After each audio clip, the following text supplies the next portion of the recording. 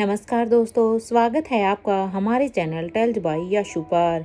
यहाँ पर आपको मिलेंगी रोचक और सस्पेंसफुल कहानियाँ। अगर आपको यहाँ पर हमारी कहानियाँ पसंद आती हैं तो कृपया करके आप हमारी वीडियोस को लाइक करें, इसको अपने दोस्तों को साथ शेयर करें और साथ के साथ अपना कमेंट करना ना भूलें।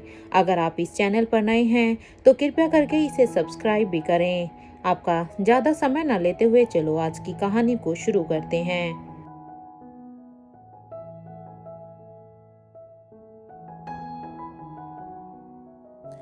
पिछले एपिसोड में हमने सुना था कि यहाँ पर अनिका भी स्वाति मल्होत्रा के लिए एक गाउन लेकर आती है और अब वो यहाँ पर जब स्वाति मल्होत्रा पूरी तरह से तैयार हो जाती है तो अनिका और स्वाति मल्होत्रा दोनों ही अपना अपना मास्क लगाकर नीचे पार्टी के लिए आ जाती हैं। जैसे ही वो नीचे आती हैं तो नीचे का नज़ारा देखकर तो अनिका और स्वाति दोनों ही एकदम से हैरान हो जाती हैं। इधर स्वाति अब वहाँ का नज़ारा देखकर अब अनिका से पूछ रही थी, ये किंग की स्टैचू ही है ना अनिका, जिसे मैंने आकांक्षा नाम दिया था, ये यहाँ पर क्या कर रही है? और ये इंस्पेक्टर अर्जुन सिंह, ये उसके साथ क्या कर रहे हैं? मुझे कुछ समझ में नहीं आ रहा कि वो इस तरह से क्यों उसके आसपास मंडरा रहे हैं। स्वाति मल्होत्रा की इस बात पर अब अनिका को सारा का सारा मामला समझ में आ जाता है और अब अनिका कहती है कि क्या भूमिका और निखिल ने इसे कुछ भी नहीं बताया है क्या आकांक्षा के बारे में? ये कैसे हो सकता है? उन्हें इसे बताना चाहिए था। अनिका की ये बात सुनते ही अब स्वाति मल्होत्रा कहती है कि क्या हुआ, क्या कुछ हुआ है क्या? अब अपनी माँ की इस बात को सुनकर अब स्वाति मल्होत्रा अर्जुन सिंह की पूरी बात अब अपनी माँ को बता देती है कि किस तरह से मिशन पर जब आकांक्षा यानी कि किंग की स्टैचू को देखकर अर्जुन सिंह का तो दिल ही लट्टू हो गया था और तब से जब उसे वो नहीं दिखी तो वो भूमिका और निखिल से उसके बारे में पूछ रहे थे, लेकिन मैंने और रोहित ने उन्हें इसके बारे में बता दिया था कि वो एनी के जैसे ही है जो लॉजिकल बातों को समझती है, इमोशंस को नहीं। लेकिन फिर भी जिस तरह से ये हरकत कर रहे हैं उसे देखकर तो मुझे ऐसे लग रहा है जैसे उन दोनों ने इसे कुछ भी ना बताया हो, ये अभी भी अनजान हो इसके बारे में।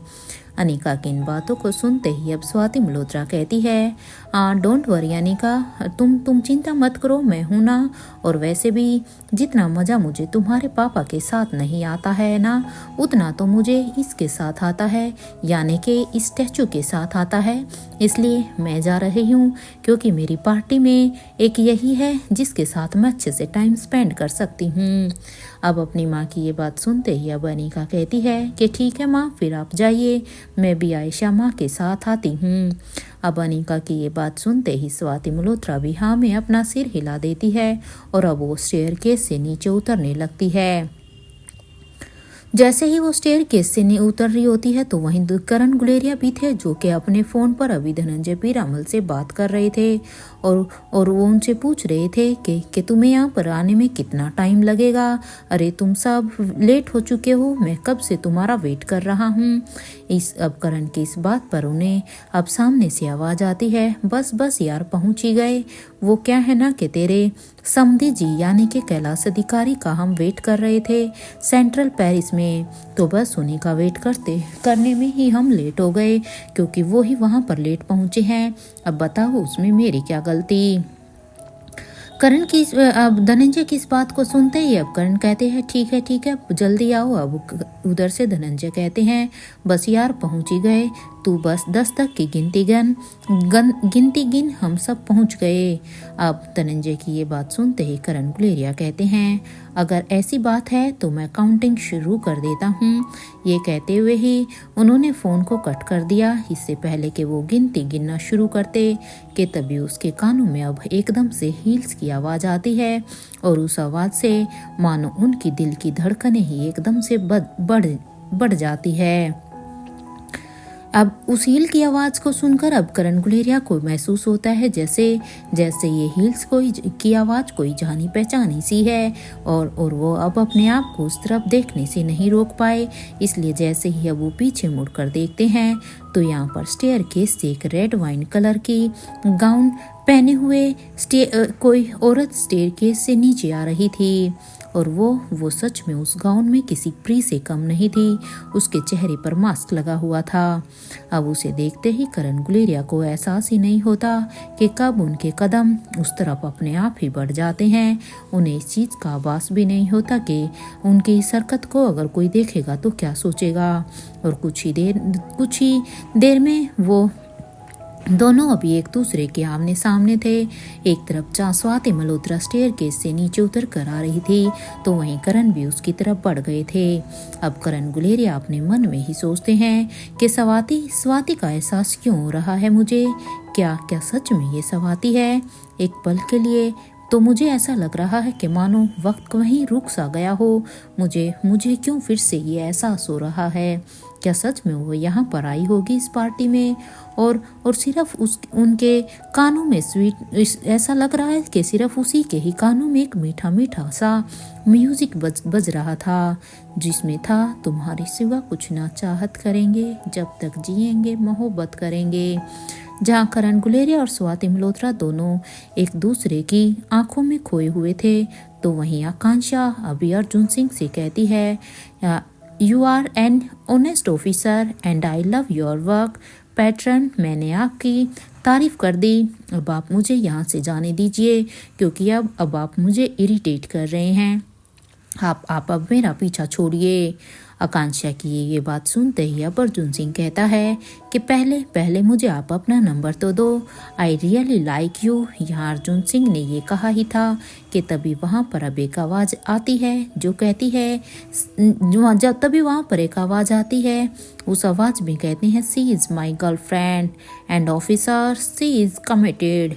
ये सुनते ही जैसे ही किंग की स्टैचू ने अब उस तरफ देखा तो वो किंग का एक फाइटर था जो ना जाने कब से ही ये सब तमाशा देख रहा था और वो समझ चुका था कि यहाँ पर ये ऑफिसर आखिर इस स्टैचू के साथ कर क्या रहा है।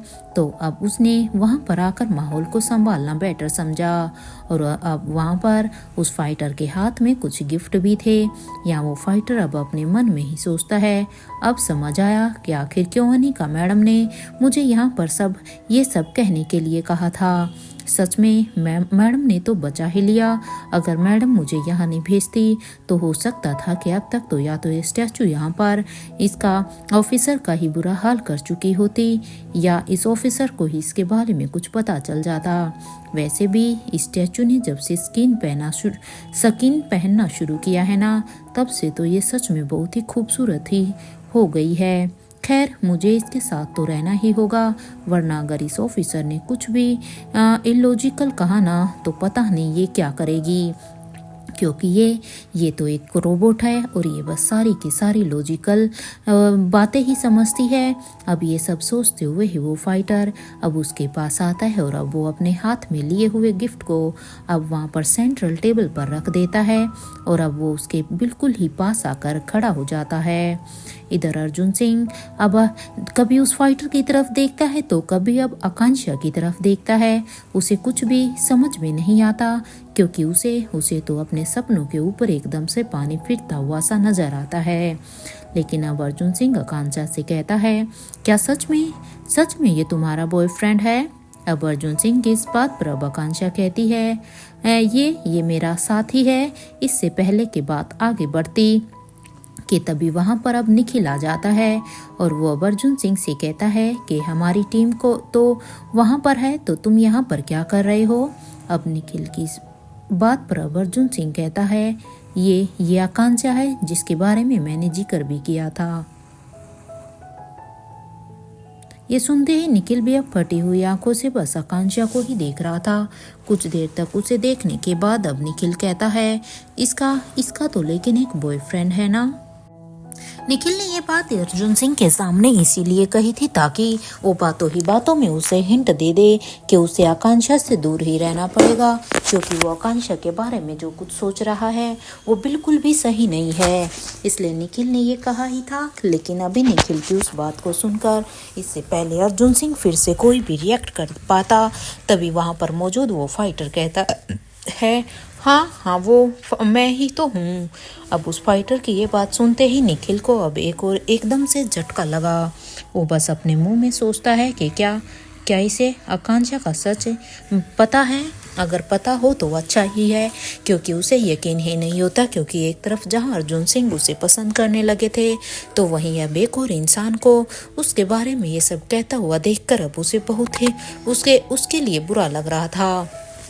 क्योंकि निखिल सोचता है कि पता नहीं इसे इसके बारे में पता होगा या नहीं कि ये एक रोबोट है। लेकिन ये सोचते हुए ही निखिल अब अर्जुन सिंह से कहता है, चलो ना, और वैसे भी हमें मास्क पहन लेना चाहिए क्योंकि पार्टी बस शुरू होने वाली है।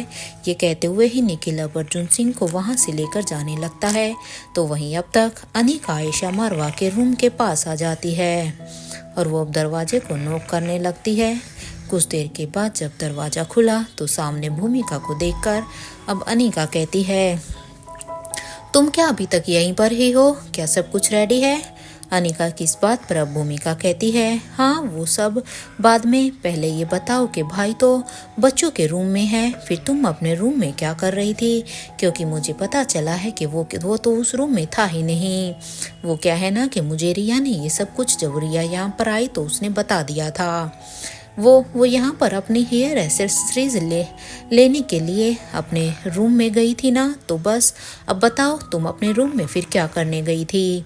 यानी का इससे पहले कि भूमिका की किसी भी बात का जवाब देती, उसके कानों में अब एकदम से रिया की आवाज़ आती है, जो कि कह रही थी, मम्मा क्या ये मास्क पहनना ज़रूरी है क्या मुझे भी ये पहनना बहुत ही ज़रूरी है? क्या इसके बिना काम नहीं चल पाएगा? मम्मा देखो ना, मेरा तो ब्यूटीफुल सा फेस है, इस मास्क के पीछे तो वो पूरा ही छिप जाएगा, तो फिर मेरा फेस दिखाने का क्या फ़ायदा? इस बात पर अब अनिका कहती है, ऐसा नहीं है बेटा, इस मास्क में तो पापा की प्रिंसेस और भी ज़्यादा प्रेटी लगेगी, ट्रस्ट मी। ये सुनते ही अब रिया कहती है, मम्मा आप जाकर डैड और मेरे दोनों भाइयों को देखो कि वो कितने हैंडसम लग रहे हैं। मैं आपको बता नहीं सकती, क्योंकि जब मैं वहाँ पर गई थी ना, तो सच में मैं तो उन दोनों को ही देखती रह गई थी, उन्हें किसी की नज़र न लगे। रिया की ये बात सुनते ही अब अनिका कहती है, क्या सच में रिया वो इतने हैंडसम लग रहे थे जितना तुम बता रही हो? अब रिया कहती है, हाँ मोम, मैं बस अभी ही तो देख कर आई हूँ, इसलिए। अब अनिका उसकी बात को सुनकर कहती है, ठीक है, चलो पहले आप तीनों मास्क पहन लो, फिर हम चलते हैं। अनिका की इस बात पर अब आयशा मारवा कहती है, बेटा आपने मुझे बहुत ही ज़्यादा ओवर ड्रेस्ड कर दिया है, अब इसमें तो मेरे से चलना भी मुश्किल होएगा। अब उसकी ये बात सुनते ही, इससे पहले अनिका कोई भी जवाब देती, तभी भूमिका कहती है, डोंट वरी ताई जी। और अब उसके साथ साथ अनिका भी कहती है कि ऐसा कुछ भी नहीं है, आप बहुत ही खूबसूरत लग रही है और हमें अच्छे से पता है कि आप ये हैंडल कर लेंगी। अब चलें, मेरे ख्याल से सभी नीचे पहुंच गए होंगे। यहाँ पर वो अभी सभी अपने फेस मास्क को लगा लेती हैं, तो वहीं अब नीचे एक एक करके सभी मेहमान आने लगते हैं। इधर किशन मामा भी वो अंजलि मामी से कहते हैं, क्या बात है, आज तो तुम बहुत ही खूबसूरत लग रही हो। किशन मामा की ये बात सुनते ही अब अंजलि मामी कहती है, थैंक यू, वैसे ये करण किसे देख रहा है? ये सुनते ही अब किशन मामा जब उस तरफ देखते हैं तो वो भी एकदम से ही हैरान हो जाते हैं। इससे पहले कि वो करण गुलेरिया की तरफ जाते कि तभी उनके कानों में अब एकदम से श्वेता की आवाज़ आती है, जो कि कह रही थी, पापा। अब श्वेता के मुंह से पापा शब्द सुनते ही किशन मामा अब उस तरफ देखने लग जाते हैं और वो कहते हैं, मेरी बेटी मुझे मास्क में भी पहचान जाती है। सच में? इस बात पर अब अंजलि मामी कहती है, हाँ तो अच्छी बात है ना, और देखिए लक्षण जी भी तो आए हैं उसके साथ। अंजलि मामी की इस बात पर अब किशन मामा कहते हैं, चलो उनसे मिलते हैं। यहाँ किशन मामा और अंजलि मामी अब करण गुलेरिया की तरफ ना जाकर सीधे ही अब श्वेता और लक्ष्य की तरफ बढ़ जाते हैं। यहाँ लक्ष्य अब उनके पैर छूता है और उनका आशीर्वाद लेता है, और साथ ही साथ अब वो उनसे कहता है, मम्मी पापा आप दोनों कब श्वेता को हमारे घर भेजने वाले हैं? क्योंकि अब लक्ष्य से और इंतजार नहीं हो रहा था। लक्ष्य की इस बात पर अब किशन मामा कहते हैं, बेटा उम्मीद तो थी कि यहाँ से इंडिया जाने के बाद ही हम आप दोनों की शादी की डेट निकलवा लें, लेकिन रोहित मारवा ने हमें अभी रुकने के लिए कहा है। वो कह रहे थे कि मल्होत्रा परिवार की बेटी की शादी होने वाली है और भी उसके राजकुमार के साथ। कह रहे थे कि एक सरप्राइज है, इसलिए मैंने ज़्यादा कुछ पूछा नहीं। अब उसकी ये बात सुनते ही लक्ष्य ने कहा, मल्होत्रा परिवार की बेटी यानी कि श्वेता ही ना, या फिर मल्होत्रा परिवार की और कोई भी बेटी है। अब लक्ष्य की इस बात पर अब अंजलि मामी कहती है कि रोहित की बातें तो बेटा वही जाने ना। यहाँ पर लक्ष्य अब उनके साथ बातें कर ही रहा था कि तभी उसकी नज़र अब मास्क पहने हुए एक शख्स पर जाती है, जिसे देखकर अब वो अपने मन में ही सोचता है, ये आकाश गुलेरिया है ना, लग तो वही रहा है। यहाँ लक्ष्य अभी सभी को एक्सक्यूज मी कहकर अब आकाश की तरफ जाने लगता है, तो वहीं हॉर्न बजाती हुई अब ढेर सारी गाड़ियाँ अब वहाँ आकर रुक जाती है।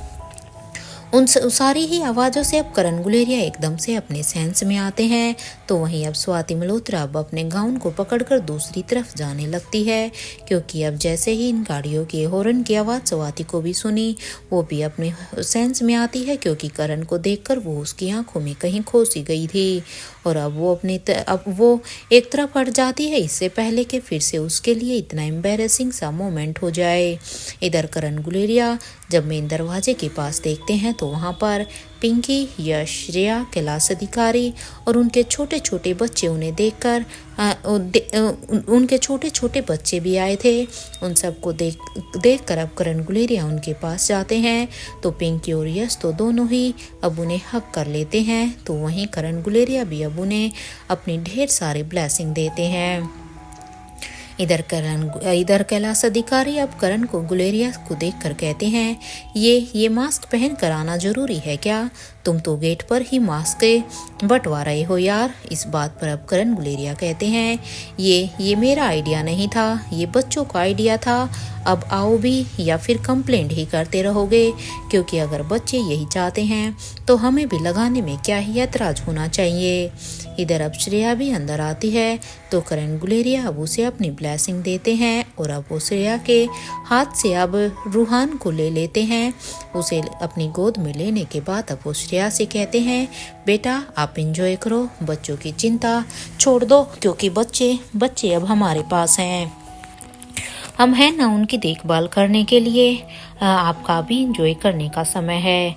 अभी सब अंदर ही आए थे, तो वहीं अब वहाँ रेखा मौसी आकर कहती है, रिया की और उसके साथ हमारी भी बेस्ट फ्रेंड कहाँ रह गई? इस बात पर अब करण गुलेरिया कहते हैं, बस थोड़ा सा इंतजार कीजिए, क्योंकि मेरी उनसे बात हुई थी, शायद इन्हीं के पीछे ही आ रहे होंगे। उन्होंने ये कहा ही था कि तभी सामने से अब राजमहल से लोग आने लगते हैं। स्वाति मल्होत्रा दूसरी तरफ खड़ी थी। उसे पता था कि अगर एक शब्द भी उसने बोला ना तो रेखा सब कुछ सुन लेगी, और अभी वो उससे कुछ भी नहीं, और अभी उसे कुछ भी वो उसे अभी कुछ भी समझाना नहीं चाहती थी। यहाँ रेखा मौसी और करण गुलेरिया अब सभी गेस्ट का वेलकम कर रहे थे, तो वहीं दूसरी तरफ अब तक वो सभी थर्ड फ्लोर की रेलिंग पर थे। यहाँ रिया अब अनिका से कहती है, ममा डैड और उसके साथ मेरे भाई कब आएंगे? मैं तो और इंतजार ही नहीं कर सकती उन सब का। रिया की ये बात सुनते ही अब भूमिका भी कहती है, ये तो हद ही हो गई यार, इतना टाइम तो हम लड़कियों को भी नहीं लगता है जितना कि ये लड़के लगा रहे हैं, कसम से। आखिर इन्हें भी इतना टाइम क्यों लग रहा है? यानी का भी अपने उनकी बातों को सुनकर अब अपने मन में सोचती है, क्या किंग की स्टैचू ने मेरा मैसेज उन तक पहुंचा दिया होगा या नहीं? कहीं ऐसा तो नहीं है कि उन्हें मैसेज ही ना मिला हो, और अगर मिला हो तो क्या वो आएंगे? आई होप कि वो मेरी रिक्वेस्ट को मान ले। अपने अनिका भी अपने मन में ही यही सब सोच रही थी कि तभी बच्चों के रूम का एकदम से ही दरवाजा खुला। बच्चों के रूम का जैसे ही दरवाजा खुला तब अनिका अपनी सोच से बाहर आती है और वो एकदम दरवाजे की तरफ देखती है। जैसे ही वो दरवाजे की तरफ देखती है तो दरवाजे से एक साथ 3 शख्स बाहर निकल कर आए थे। अपने दोनों बेटे को देखकर तो अनिका अब अपने दोनों ही हाथों को एकदम से फैलाकर उन्हें पास आने के लिए कहती है, क्योंकि उन तीन में 2 तो उसके बेटे ही थे। इधर आर्यन और अलेक्जेंडर ये दोनों भी अब अपनी मम्मा के हाथों को इस तरह से फैलाया हुआ देखकर अब जल्दी से दौड़कर अपनी मम्मा के पास आ जाते हैं और अब वो उन्हें हक करते हुए कहते हैं, मम्मा मम्मा आप सच में बहुत ही प्रीटी लग रही हो। अपने दोनों ही बेटों की इस बात पर अब अनिका कहती है, हाँ हाँ थैंक यू, लेकिन आप दोनों से काम, क्योंकि आप दोनों भी बहुत ही सुंदर लग रहे हो। ये सुनते ही अब रिया ने कहा कि क्या बात है भाई, क्या तुम दोनों ने सच में मम्मा को मास्क में ही देख लिया कि वो प्रीटी लग रही हैं? क्योंकि रिया को तो यहाँ पर अभी भी इस मास्क के साथ बहुत ही कंप्लेंट थी, क्योंकि वो इस मास्क को लगाना नहीं चाहती थी, क्योंकि उससे फिर उसका मेकअप शायद किसी को भी ना दिखता। इसलिए अब वो चिढ़ते हुए अपने दोनों भाइयों को ये कहती है और अब वो कहती है, वाह चलो बुआ, इन्हें तो लगने दो प्रीटी, हम चलते हैं। ये कहते हुए ही रिया अब अपने डैड की तरफ देखती है तो वो अब सीधा ही दौड़कर अब उनके पास जाकर उन्हें हक कर लेती है, क्योंकि ये तीसरे शख्स जो इन दोनों के साथ थे वो उसे अपने डैड के जैसे दिखाई देते हैं, इसलिए वो उन्हें अपना डैड समझती और हक करती है। इधर रिया को हक करने के बाद अब वो शख्स कहता है, हमें नीचे चलना चाहिए, समझी छोटी अनिका। अब उसके मुंह से ये छोटी अनिका शब्द सुनते ही अनिका के तो मानो एकदम से ही कान ही खड़े हो गए थे और वो बस बड़ी बड़ी आंखों से ही उन्हें देख रही थी। अब वो अपनी आंखों से उनसे कहती है, अगर वो यहाँ है तो फिर मिस्टर मारवा कहाँ है? क्योंकि अनिका ने उसे पहचान लिया था कि ये उसके मिस्टर मारवा नहीं बल्कि ये उनके नाना जी किंग हैं। अनिका की आंखों को पढ़ते हुए ही किंग अब उससे कहते हैं, कुछ खुद ढूंढ लो अगर ढूंढ सकती हो तो। और ये आंखों में ये कहते हुए ही किंग अब अपने कदमों को इधर आयशा की तरफ बढ़ा देते हैं, क्योंकि आयशा और भूमिका भी तो वहीं पर ही खड़ी थी। और अब आयशा की तरफ बढ़ने के बाद वो अपने हाथ को अब आगे करते हुए कहते हैं कि चलें। इधर आयशा भी अब अपने हाथ को उनके हाथ में देकर आगे बढ़ने लगती हैं, क्योंकि आयशा भी यही समझती हैं कि ये उसका बेटा रोहित ही है। और इधर वो सभी अभी आगे जाने लगते हैं तो वहीं अनिका अभी भी हैरानी से ही वही खड़ी रह जाती है, क्योंकि उसे कुछ समझ में नहीं आया कि अगर किंग यहाँ पर रोहित की जगह है तो फिर रोहित कहाँ गया। इसलिए अब वो ज़्यादा कुछ ना सोचते हुए सीधे ही अब जल्दी से अपना फ़ोन निकालती है और उसमें वो रोहित के नंबर को डायल कर देती है। कुछ ही देर के बाद जब सामने से आवाज़ आई, हाँ अनिका बोलो, सब ठीक तो है ना? अब रोहित की इस बात पर अब अनिका कहती है, बिल्कुल भी नहीं मिस्टर मारवा, आप कहाँ पर हैं?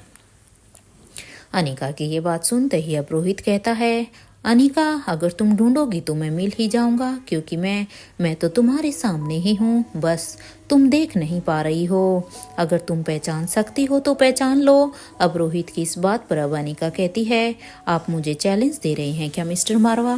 देख लो, अगर आप मुझे चैलेंज दे रहे हो तो फिर तो मुझे ये चैलेंज भी मंजूर है, लेकिन फिर आप देखना कहीं आप हार न जाओ। इस बात पर अब रोहित कहता है, अरे नहीं यार, मैं तो इतने सालों से माँ के साथ उनका बर्थडे केक कटवाता आ रहा हूँ और मैं तुम्हें थोड़ी ना कोई चैलेंज दे रहा हूँ, क्योंकि ये तो मुझे भी पता है कि अगर मैंने तुम्हें चैलेंज दिया तो मैं तो सीधे हार ही जाऊँगा। अब उनकी इस बात पर अब अनिका कहती है, तो फिर ये आँख मिचोले का गेम क्यों खेल रहे हो? अब रोहित कहता है कि इतने सालों से मैंने माँ का बर्थडे सेलिब्रेट करवाया है, लेकिन इस बार जब तुमने इतने एफर्ट ही किए हैं नाना जी को यहाँ पर लाने के लिए, तो थोड़ा बहुत तो मैं भी तो कर सकता हूँ ना अनिका। बस इसीलिए ही, अदरवाइज मेरा ऐसा कोई भी इंटेंशन नहीं था। वैसे मुझे ढूंढना ज़्यादा टफ भी नहीं होगा अनिका। अपनी आंखें अगर तुम एक बार बंद करो तो मैं तुम्हारे सामने खुद ब खुद आ जाऊंगा। क्योंकि ये तो मैं भी जानता हूँ कि अगर मैं कहीं भी होऊंगा तो तुम मुझे कहीं से भी ढूंढ निकालोगी। रोहित की ये बात सुनते ही अब अनिका के चेहरे पर एक स्माइल आ जाती है और वो वहीं खड़े होते ही हुए ही अब रोहित की बात को मानकर अब अपनी आंखों को बंद कर लेती है। अनिका ने जैसे ही अब अपनी आंखें बंद की तभी अनिका को एहसास होता है कि कोई उसके पास आया है और किसी ने उसके पास आकर उसके हाथों की उंगलियों को अपने हाथों की उंगलियों से फंसा लिया है और एकदम उसने उसके हाथों में हाथ फंसाकर अब उसे एकदम से अपनी तरफ खींचकर अब वो किस करने की कोशिश कर रहा था। जैसे ही वो शख्स अब उसे किस करने की कोशिश कर रहा था तभी अनिका ने अपनी आंखें एकदम से ही खोली और अब वो रोहित को एकदम से ही हल्का सा धक्का दे देती है और उस ताकि रोहित वहां पर गिरे नहीं, बस उससे थोड़ा सा दूर हो जाए। और वो अब उसे दूर करते हुए कहती है, आपकी शरारतें कहीं भी शुरू हो जाती है ना मिस्टर मारवा, कहीं पर तो थोड़ा बहुत शर्म किया कीजिए।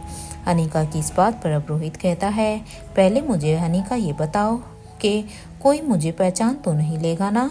अब रोहित की इस बात पर अनिका कहती है, मुझे तो नहीं लगता मिस्टर मारवा कि कोई आपको पहचान भी पाएगा। मेरे ख्याल से अब हमें यहाँ से चलना चाहिए इससे पहले कि कोई यहाँ पर आ जाए। इस बात पर अब रोहित कहता है, ठीक है पहले तुम जाओ उसके बाद ही मैं आऊँगा, क्योंकि अगर हम दोनों साथ में गए तो फिर तो किसी को भी शक हो सकता है, इसलिए हम दोनों का अलग अलग जाना ही बेटर होगा। रोहित की ये बात सुनते ही अब अनिका कहती है, इतनी भीड़ में किसी को कुछ समझ नहीं आएगा मिस्टर मारवा, इसलिए अब चलिए जल्दी। ये कहते हुए ही अनिका अब रोहित का हाथ पकड़कर उसे अपने साथ ही लेकर जाने लगती है। तो रोहित अब अनिका से कहता है, मेरी आंखों की लेंसेज कैसे लग रहे हैं अनिका, वो ठीक तो है ना। मैं सोच रहा था कि ये ठीक है। ये सुनते ही अब अनिका ने कहा, बिल्कुल भी नहीं मिस्टर मारवा, आपको जैसा ऊपर वाले ने बनाया हुआ है ना, तो उन्होंने आपको एकदम से परफेक्ट बनाया है, क्योंकि मुझे तो आपकी आंखों में ये लेंसेज बिल्कुल भी अच्छे नहीं लगे। ये दोनों भी एक दूसरे से ही बातें करते हुए नीचे पहुंच जाते हैं। जैसे ही वो दोनों भी नहीं नीचे पहुंचते हैं तो वो देखते हैं कि यहाँ तो सभी के चेहरे पर ही अभी मास्क लगा हुआ था। सभी को ही पहचानना एक दूसरे के लिए थोड़ा सा मुश्किल हो रहा था। यानी कब अपनी नज़र घुमाकर देखती है तो उसे एक ग्रुप में वहाँ पर प्रीति भी दिखाई देती है। अब वो प्रीति को पहचान जाती है और अब वो रोहित के कान में कहती है, क्या आपने प्रीति, राहुल, सनी इन सभी को भी इनवाइट किया है क्या मिस्टर मारवा। अनिका की ये बात सुनते ही अब रोहित ने कहा कि आज के दिन मैं किसी को इनवाइट नहीं करता हूँ, ये सभी खुद ही अपने आप को इनवाइट करने लगते हैं। एक दूसरे से बात करते हुए ही वो दोनों जब हॉल में पहुँचते हैं तो सभी के कानों में ही अब रिया की आवाज़ आती है, जो कि कह रही थी कि कोई केक तो लेकर आओ ना। यहाँ रिया ने ये कहा ही था कि कुछ ही देर में वहाँ पर आकांक्षा यहाँ पर 7 लेयर का एक केक लेकर आ जाती है और अब वो उस ट्रॉली को आयशा मारवा के सामने रख देती है। यानी का अब रोहित से कहती है, मिस्टर मारवा, इस केक को नाना जी ने अपने हाथों से बनाया है, क्योंकि नाना जी ने इस केक को बनाने के लिए सच में बहुत ही मेहनत की है। पूरी ही लगन और शिद्दत के साथ उन्होंने ये किया है, क्योंकि इस केक को बनाने के लिए तो उन्होंने किसी से वो मिले भी नहीं थे, इवन मुझसे भी नहीं। अनिका की इस बात पर अब रोहित कहता है कि कोइंसिडेंस ये है कि इस केक का जो फ्लेवर है ना वो माँ को सच में बहुत ही पसंद है, स्पेशली नानी माँ के हाथ का। ये कहते हुए ही रोहित की आंखों में अब एक नमी थी जिसे अनिका ने देख लिया था, लेकिन रोहित अभी अनिका से उस नमी को छिपाते हुए कहता है, एनी कहाँ है अनिका, मैंने उसे कहा था कि केक का इंतजाम वो करते, क्या उसने वो बनाया होगा, क्योंकि हमें केक की और ज़रूरत होगी। इस बात पर अब अनिका कहती है, आपने एनी को केक बनाने के लिए कहा था, पर वो तो माँ के साथ थी। ये कहते हुए ही अनिका अब कुछ देर के लिए बिल्कुल ही खामोश हो जाती है और फिर वो सोचती है कि इसका मतलब कि जब तक मैं वहाँ पैलेस में थी तो यहाँ माँ और एनी ने मिलकर किंग के लिए केक बनाया होगा। सीरियसली? अब अनिका की इस बात पर अब रोहित कहता है, स्वाति माँ उन्हें हमसे भी पहले से जानती है अनिका, तो शायद उन्हें पता होगा कि उन्हें क्या पसंद है और क्या नहीं। यहाँ पर अनिका और रोहित दोनों एक दूसरे से बातें ही कर रहे थे, लेकिन अनिका अभी भी सोच में थी कि क्या, क्योंकि उसने अपने किंग की और अपनी माँ स्वाति मल्होत्रा की लड़ाई भी देखी थी और वो एक दूसरे के बारे में क्या क्या कहते हैं वो सब भी सुना था। इसलिए उसे यकीन नहीं हो रहा था कि उसकी माँ ने सच में किंग के लिए केक बनाया होगा। वो यही सोच रही थी, तभी वहाँ पर अब एक केक लेकर एनी भी वहाँ पर आ जाती है और उसे बूढ़े किंग के सामने रख देती है। उस केक को देखकर जहाँ रोहित और अनिका के चेहरे पर खुशी थी, तो वहीं बड़ी रानी एकदम से ही शौक में थी, क्योंकि बड़ी रानी को तो कुछ भी समझ में नहीं आया कि ये एक और केक आया है, वो रोहित के सामने क्यों रखा गया है। और दूसरी तरफ एक शौक यहाँ पर रेखा मूर्ति को भी लगा था। वो अब अपने मन में ही यही सोचती है, क्या क्या मतलब है इसके कहने का? क्या वाकई में स्वाति दीदी जिंदा है?